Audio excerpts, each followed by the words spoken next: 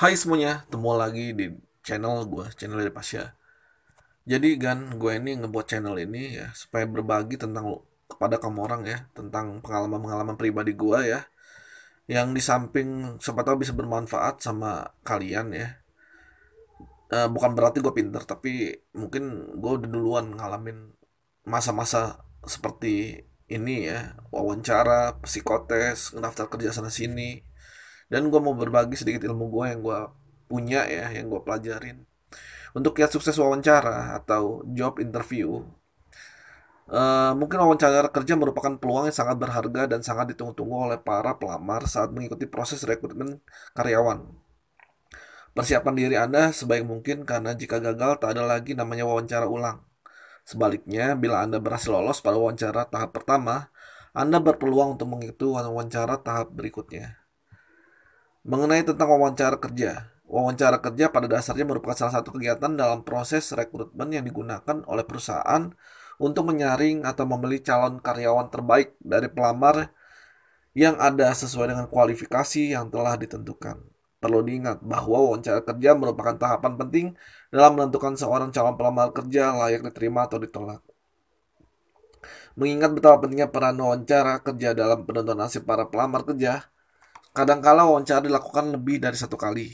Hal ini sangat tergantung dari kebijakan perusahaan. Pada umumnya, perusahaan besar yang memiliki reputasi baik di kalangan masyarakat melakukan wawancara kerja secara bertahap, yang berarti diadakan lebih dari satu kali. Tujuan umum dilakukan wawancara kerja adalah satu, mempelajari lebih dalam kualifikasi yang Anda miliki. Yang kedua, mengumpulkan informasi apa saja yang relevan dari diri yang Anda miliki sesuai dengan kebutuhan perusahaan. Ini gua ngulas dulu ya, nanti baru gua kasih tahu tip-tipnya. Yang ketiga, untuk mengetahui bagaimana level pribadi Anda. Manfaat yang diperoleh kedua pihaknya diantaranya bagi perusahaan agar tidak salah pilih terhadap calon karyawan atau karyawati yang mungkin dari kurikulum fitnya yang terlihat cukup memenuhi syarat yang digariskan perusahaan, namun pada kenyataannya berbalik arah ya, tidak demikian rupa. Dan bagi pelamar, kesempatan baik untuk meyakinkan pewawancara bahwa dialah calon yang paling tepat untuk mengisi lowongan kerja tersebut.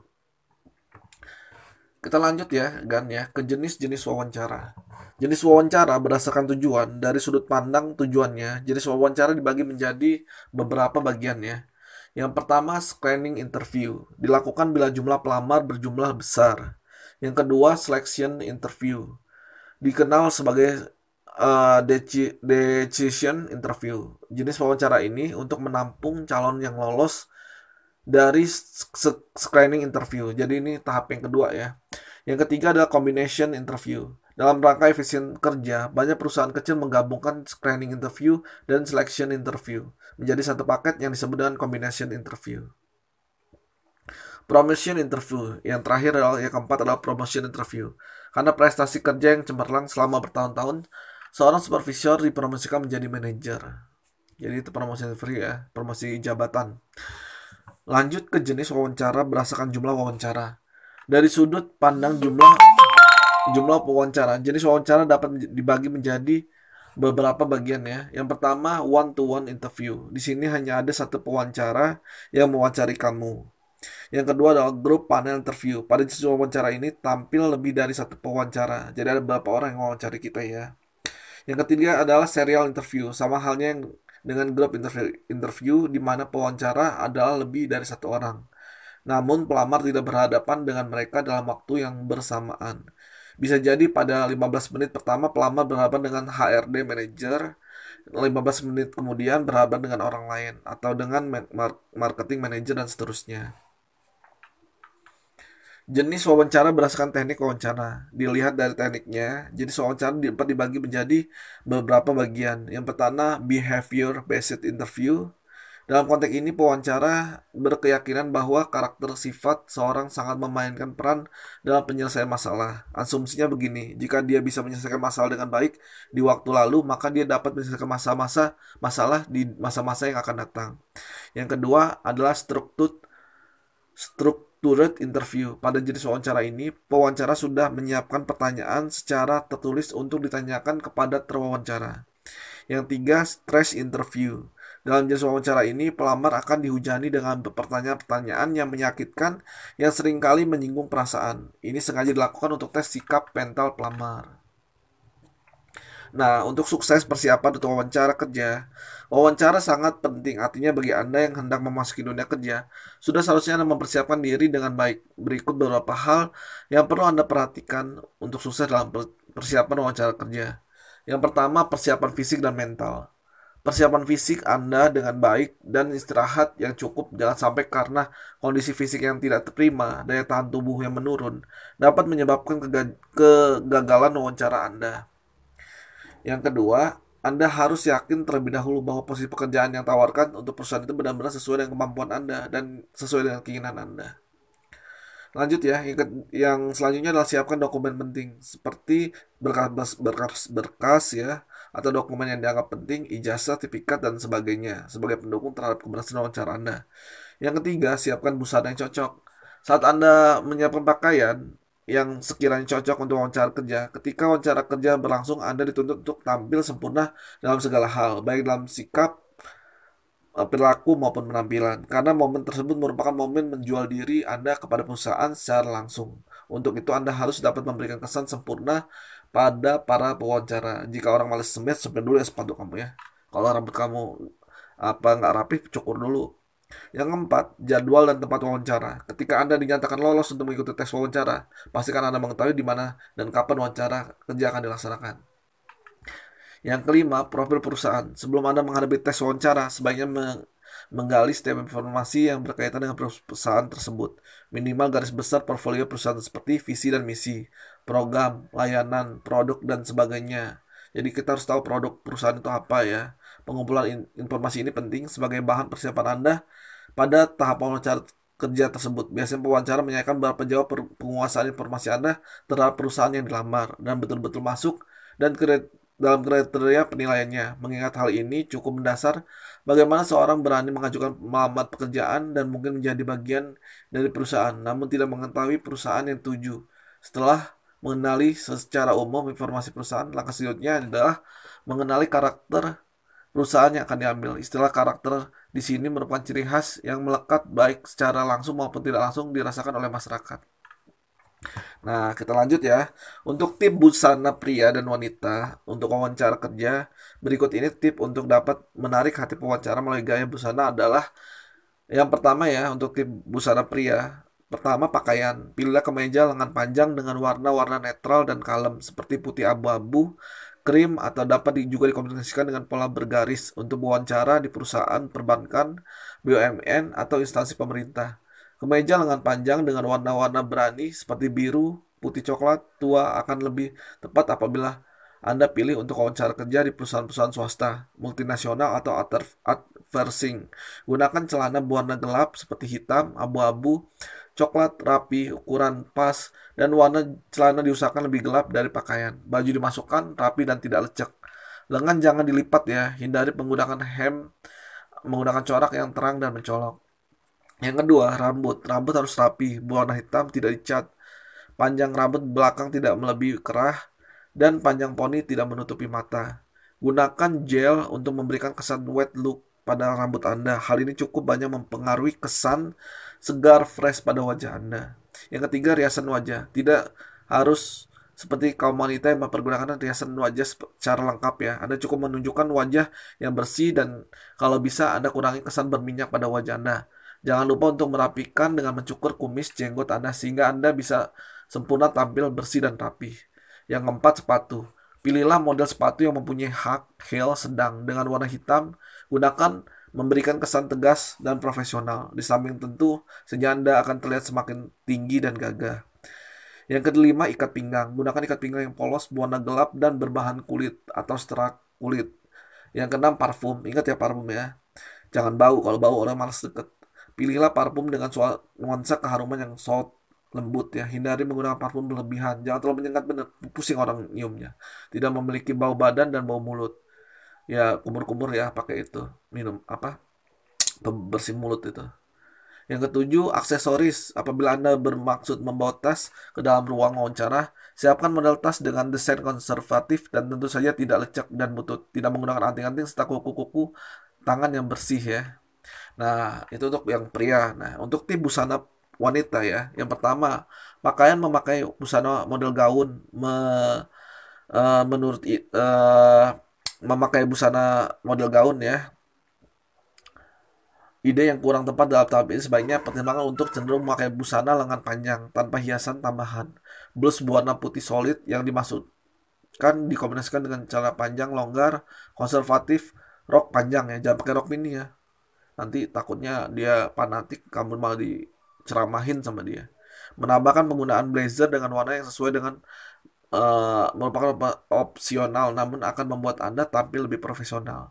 Kedua, jilbab ya. Apabila Anda memakai jilbab, pilihlah jilbab dengan model sederhana yang dimasukkan ke dalam blazer. Hindari penggunaan jilbab model jubah tergerai dengan banyak motif pola. Nggak usah banyak-banyak, pokoknya sederhana aja jilbabnya. Yang ketiga, rambut. Kalau Anda tidak pakai jilbab, pakai rambut Anda ya dengan model dan cara yang berkesan profesional ya. Apabila Anda memiliki rambut panjang, sisirlah ke belakang dengan rapi, lalu tambahkan sedikit pelembab sehingga rambut Anda tetap rapi dan Anda tidak perlu terlalu sering menyibakkan rambut ketika sesi wawancara berlangsung. Kalau tipe rambut panjang Anda cenderung sulit ditata, cobalah untuk mengikatnya ke belakang dengan rapi. Apabila dicat tidak menggunakan warna-warni, highlight, warna mencolok. Yang keempat, rias wajah. Rias wajah Anda dengan riasan tipis ya, tidak terlalu glamor atau menor dan tebal, namun berkesan cerah dan segar. Hindari penggunaan pewarna kuku yang berlebihan, lebih-lebih menggunakan nail art. Rias kuku Anda dengan tanpa pewarna, hanya sekedar dikilaukan saja ya, Buffett ya. Yang kelima, sepatu berwarna hitam. Gunakan sepatu yang berwarna hitam atau gelap, model klasik, bertumit, runcing, dan nyaman saat digunakan. Sepatu sebaiknya mengarah kepada model-model sederhana dan warna hitam atau coklat ya. Yang keenam, parfum ya. Pilihlah parfum dengan nuansa aroma yang soft, yang lembut aja ya. Yang ketujuh, aksesoris. Gunakan aksesoris dengan tidak berlebihan. Apabila menggunakan gelang-gelang emas, menggunakan secukupnya, ditambah jam tangan. Ingat ya, jam tangan ini membuat kita kesan lebih profesional dan elegan ya. Saat sesi wawancara kerja akan lebih baik jika Anda membawa tas kerja atau portfolio dibandingkan dengan dompet. Apabila Anda menggunakan anting saat wawancara, maka pilihlah model anting yang sederhana, nyaman dipakai dan cenderung konservatif. Untuk sukses menghadapi saat wawancara ya, bagi Anda pencari kerja yang dipanggil untuk menjalani wawancara kerja, sebaiknya Anda memperhatikan beberapa saran di bawah ini. Di antaranya ya, yang pertama adalah datang tepat waktu. Usahakan untuk tepat tiba 10 menit lebih awal. Jika terpaksa terlambat karena ada gangguan di perjalanan, segera beritahu perusahaan atau pewawancara.